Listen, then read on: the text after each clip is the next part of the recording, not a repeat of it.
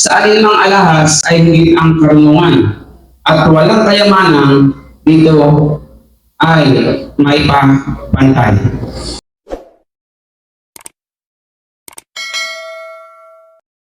Maganda at mapagpalang umaga po sa inyong lahat, at lalo tigit po sa ating Panginoon. Tayo po muli ay mag-aaral po ng salita ng ating Diyos. So, pakatatandaan po natin na sa bawat buhay po natin, lagi po natin kasama ang Diyos. Sa bawat buhay po natin, lagi po tayo may hinihingi sa Diyos. Tama? Sino po sa inyo hindi humingi sa Diyos? Ako po'y palahingi. Palahingi po ako. Pero pakatatandaan niyo po, bilang anak ng Diyos, kahit kung hindi tayo humingi, pag nakikita ng Diyos ang kailangan natin, yan po ay ibibigay sa atin ng Diyos.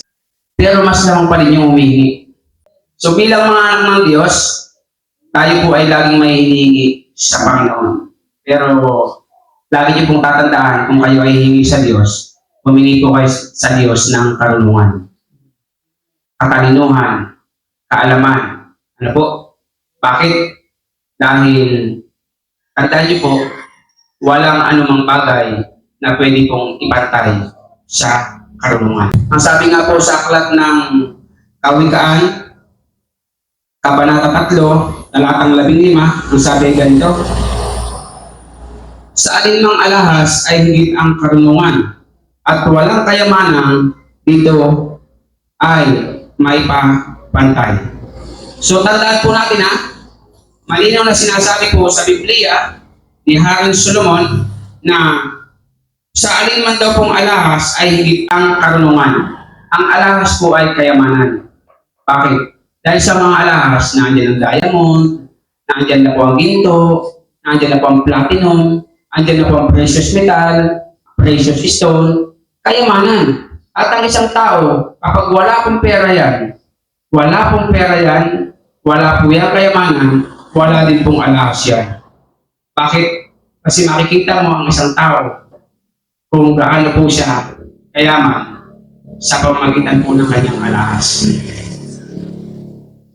Pero tandaan po natin, tignan mo ang isang tao. Pag nakasalamuha mo, tignan mo ang kanyang relo. Ang isang tao mayaman, ako marunong pa ako tumingin ng meron at sa wala. Dahil alahero pa ako Ang isang tao, atong basto niyan, para din pong kayamanan niyan. Pag nakita mo ang isang tao, ako, una kong tinitingnan sa tao, yung suot niyang relo. Mag-relo ako. Pag nakita ko ang relo niya yung iba, di delivery, ibang klaseng tao yan. Tandaan niyo po yan Pangalawa sa alahas, pangatlo sa pananamit.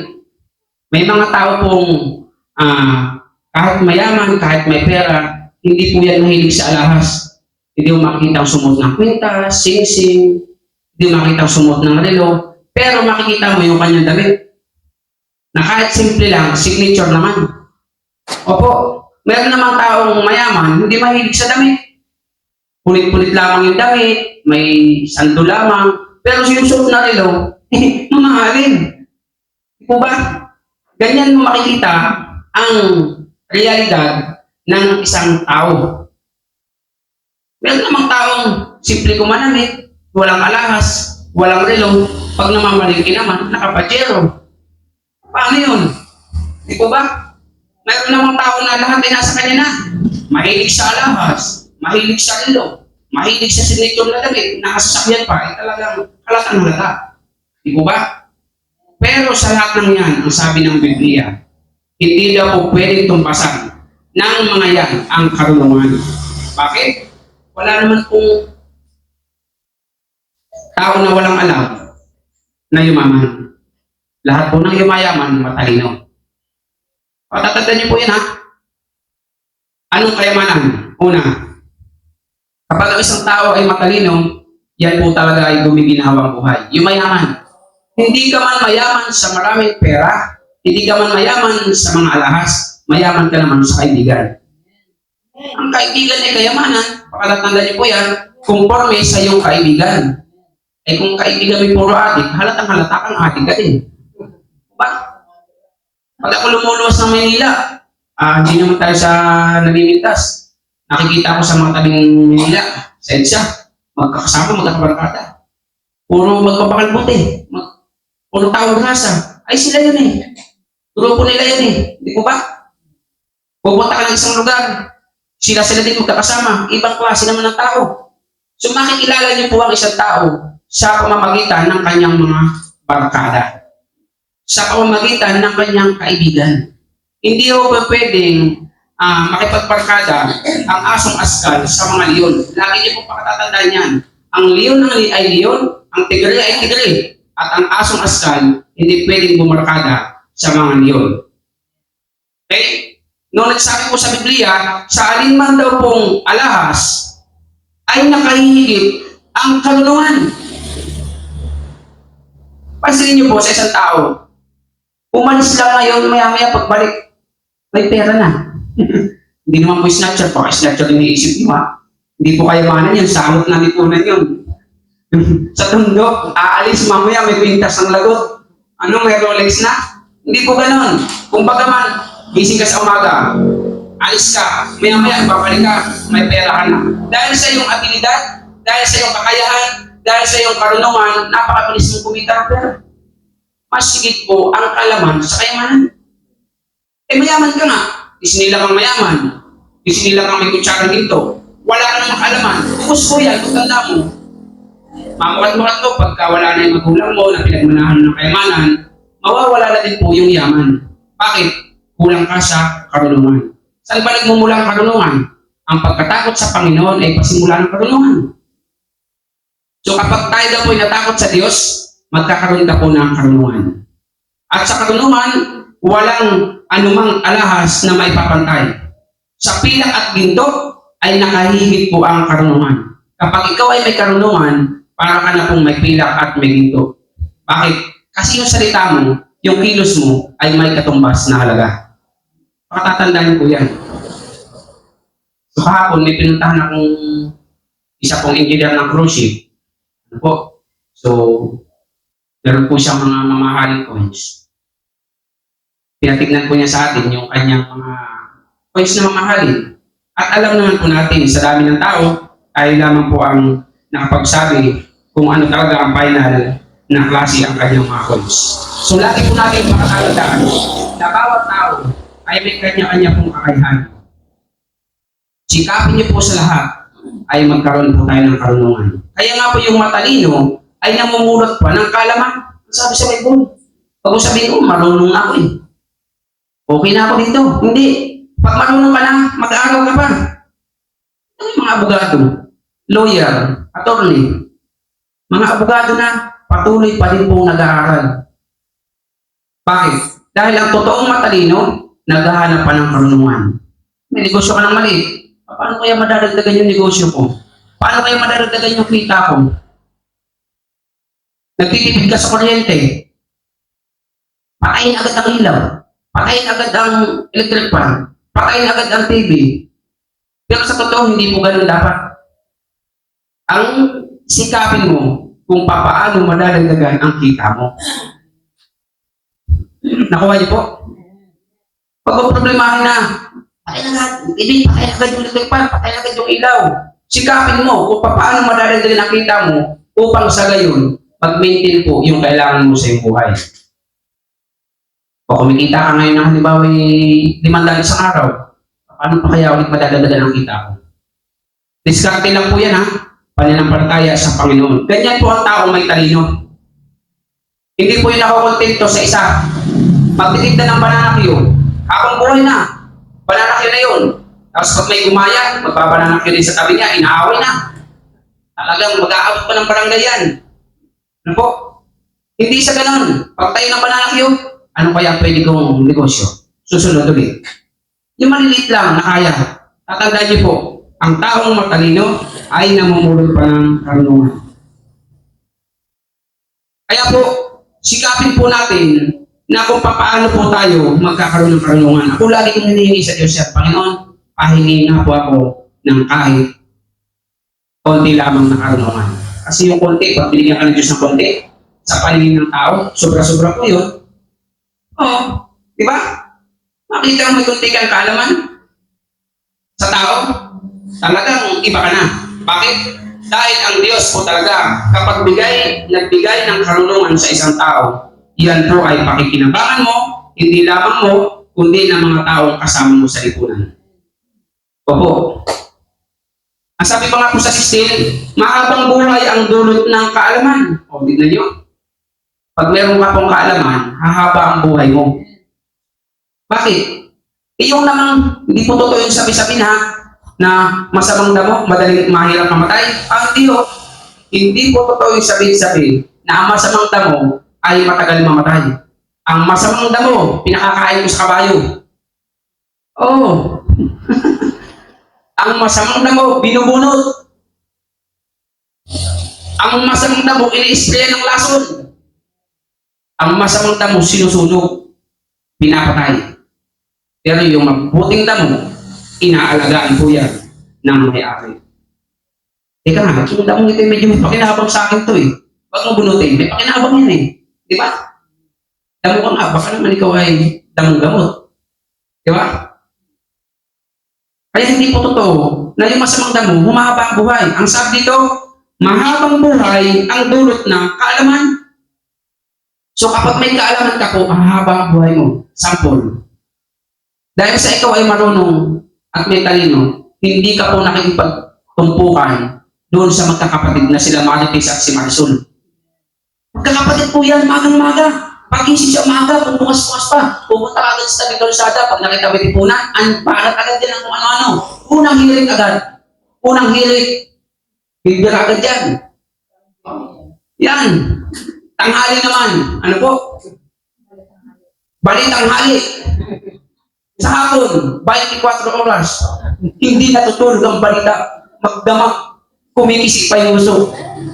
Kaya naman, laging walang laman yung bigasan. Samantalang yung hindi marunong magmarites, laging may sinasabi. Nagtataka pa sila. Iba ang may alam. Tandaan po nila. Time is gold. Bakit mo sasayangin sa chismisan? Di ba? Bakit mo sasayangin sa walang kwenta-kwentang bagay ang oras? Ay kaysa sa mag-chismis ako sa inyo, gagamasan ko ng maaga yung tanim ko. Magwawalis na lang ako, maglalaban na lang ako, ano po? Kaysa magsayang ako ng panahon sa inyo. At ang sabi dito, mahabang buhay ang dulot ng karunungan, kachichismis at kachichismis, na laman ng pinagchismisan, ay nadimanda sa barangay. Nagmulta, walang pangmulta, inatake sa puso, kasi makukulong. Pag di ka nagmulta, 50,000 dahil sa iyong panlirang puri, ikaw ay makukulong, ay takot makulong. Inatake sa puso, patay. Yan ang dulot ng kamangmangan. Samantalang yung matatalino, mag-aano ako dyan. Di ba?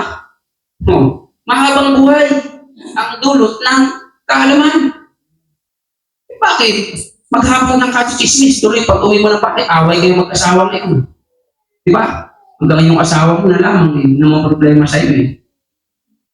Maghapon sa trabaho, yung asawa. Maghapon naman sa chismisan, yung asawa. Pag uwi, hindi matimpla ng kape. O kaya napupok tuloy ng baso sa ulo. Patay. Di ba? Kaya iba yung karunungan. Mahabang buhay ang dulot ng karunungan. At walang kayamanan, dito ay may papantay. Lagi niyo pong pakatatandaan, mahabang buhay ang dulot po ng karunungan. May taglay na kayamanan at may bungang karangalan. Tignan niyo po, kapag ikaw daw po may talino, magkakaroon ka rin siyempre ng kayamanan. Inuulit ko nga po sa inyo ang kayamanan ay hindi lamang sa pera, sa ginto. Kasama po dyan yung mga kaibigan mo na itinuturing mo pong kayamanan. So, ibig sabihin po, kapag ikaw ay may taglay na karunungan, susunod na po yung kayamanan. Yung mga pangangailangan mo sa buhay. Yung papagising mo sa umaga, hindi ka naman problema. Pangsahe, hindi ka naman problema. Ulam, hindi ka naman problema. Pambaon ng anak mo, hindi ka naman problema. Wala ka naman kayamanan malaki. Kayamanan na rin po para sa atin yan. Yung makakatulog ka, magigising ka ng umagang maayos, yan po isang kayamanan sa atin. At may taglay na karangalan. Di ba? Isang ka nakakita ng walang kaalam-alam, may nagkaroon ng karangalan. Ay, galing talaga ng ganyan, ha? Bakit, ay? Ang mga bagay, tanduay ang hawak, tanghali, lapad, hapon na naalapad ng kapitbahay. Pinupuri pa. Wala pang ganon. Ang lagi pinupuri sa lipunan, yung may taglay na kaalaman. Sabi sa Biblia, ang karunungan ay umaalingaw sa lansangan. Ibig sabihin, pag-uusapan ka talaga. Ano po? Pag binanggit yung pangalan mo, ay, sindo. Oo. Talaga. Yan. Wala. Sa alok ng lipunan yan, dapat yan, pinaalis na sa barangay yan. Pero pag yung isang pangalan ang binanggit, oo, ayos yan. Di ba? Dahil may karangalan. At iyan po, ang hatid ng karunungan. Maaliwalas ang landas ng taong may kaalaman. Pag sinabing maliwalas, hindi ka natatakot saan ka man pumunta. Pero ang taong walang kaalaman, lahat po kasi ng walang kaalaman ng tao, kalimitan, yan po lumalabas yung hindi magandang ugali. Punta ka sa kulungan, sino man nakakulong? Yan, sa munisipyo, sino makulong? Magtalino ba? Kalimitan po dyan mga talagang hindi naman sa pag-ano. Pag kinakausap ko yung mga polis, talagang walang mga alam, mga palasubas, ano po, kasi pag nagalit, manununtok. Pag nagalit, mananaksa. Pag nagalit, papatay. Kasi wala akong alam.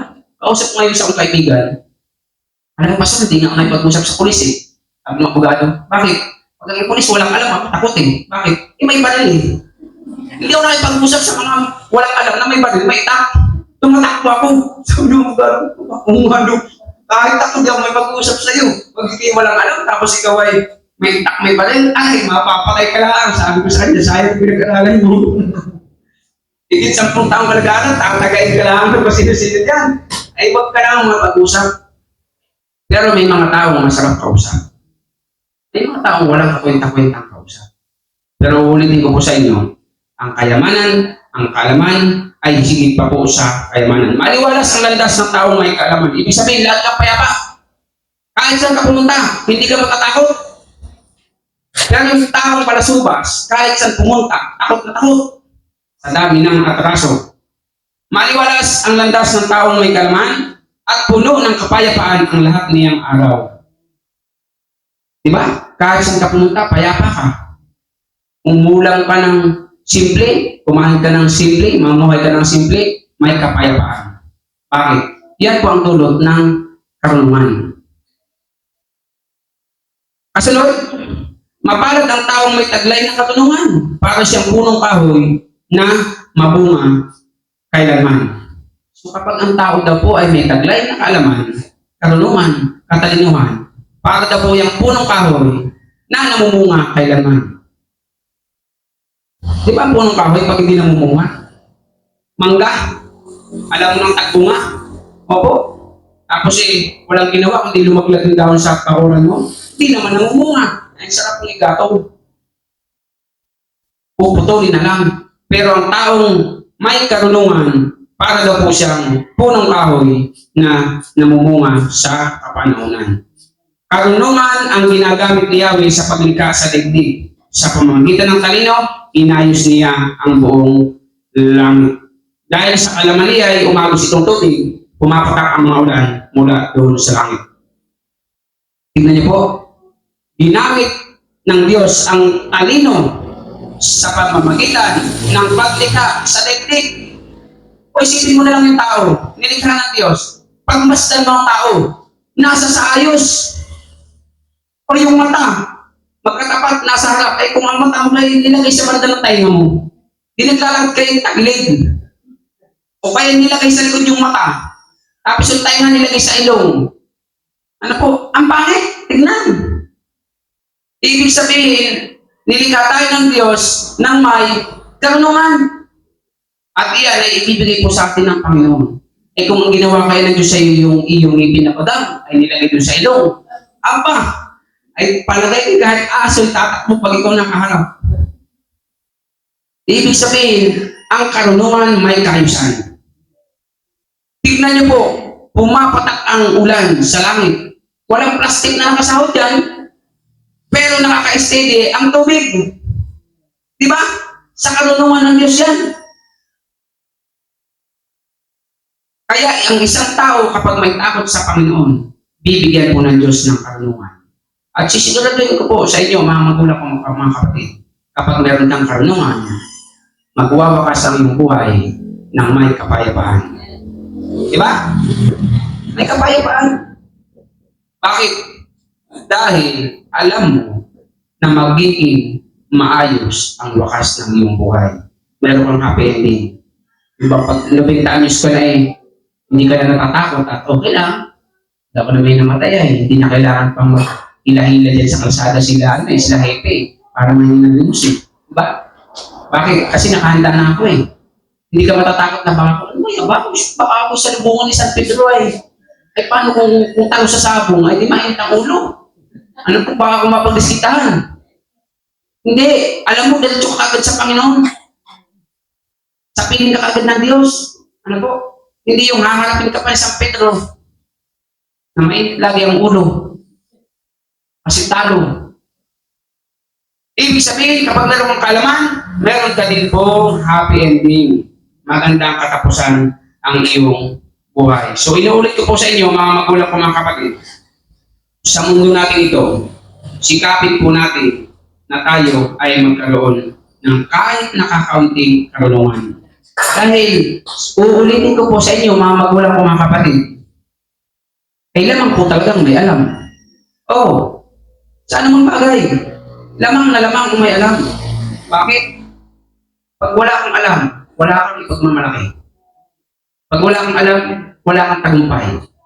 Mag-apply ka sa trabaho, sasabihin mo sa isang company, tatanungin ka nung mag-interview, laging bisor po na interview Anong tinapos mo? Tapos po ako ng 4-year course po Sa loob ng bisor ngayon, tapos ka. Ano po? Kasi tatanungin ka niyan 1 plus 1. Baka kumuha pa ng calculator. Ay, hindi ka na makakapasok. Naalala ko nung ako nag-Euro.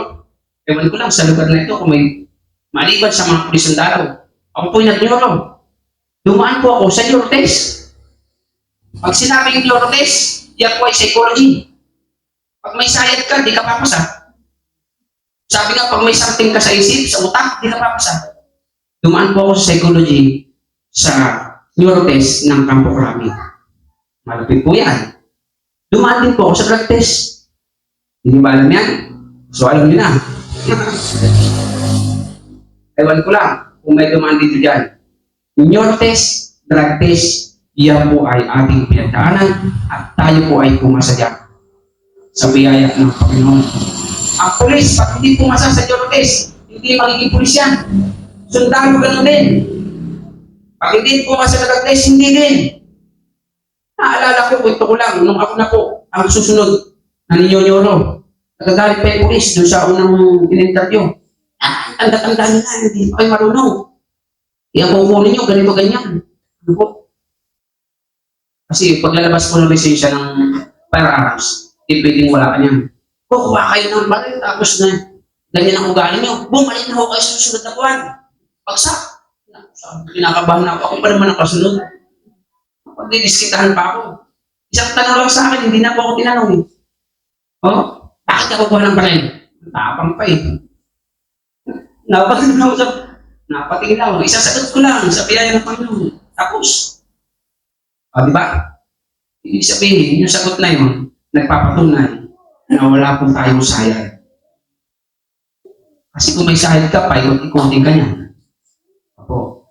At ang mga kasabay ko nun, mga official pa. Retired. Pero, salamat sa Panginoon. Tandaan niyo po, ang inyong pastor, dumaan sa neuro at practice. Walang sabit. Kaya kong patunayan dahil meron po tayong certificate niyan. So, iba po yung may karunungan. At yan ay nanggagaling sa Panginoon. Kapag may karunungan ka, magtatagumpay ka po sa iyong buhay. Tayo tumayo, tayo malangin. Panginoon, salamat po Diyos ng marami sa inyong biyaya at pag-iingat po sa bawat sa amin. Purihin po inyong dakilang pangalan. Patawarin po kami o Diyos sa lahat ng aming kasalanan. Kayo nawa o Diyos ang mataas sa aming buhay at kayo po Diyos ng mga karangalan. Paano po kami ingatan o Diyos sa isang linggo nakalipas na sa dito o Diyos sa isang linggo po namin harapin. Pagpalain po ang aming mga kapatid na nandito Nawa Diyos ay magamit po nila sa paglilingkod sa inyo ang inyong mabuting balita na aming narinig at bigyan niyo po ng karunungan ang bawat isa sa amin upang mapagtagumpayan po namin ang buhay sa mundong ito. Bigyan niyo po kami ng aming kakainin sa bawat araw, Panginoon. At bawat kailangan namin, ipagkaloob niyo po sa amin sa mga magpapasapasokan na po, ang mga kailangan ng aming pamilya, mga bata, ay ipagkaloob niyo. Salamat ng marami at ingatan niyo kami sa aming pag-uwi sa pangalan ni Jesus. Amen.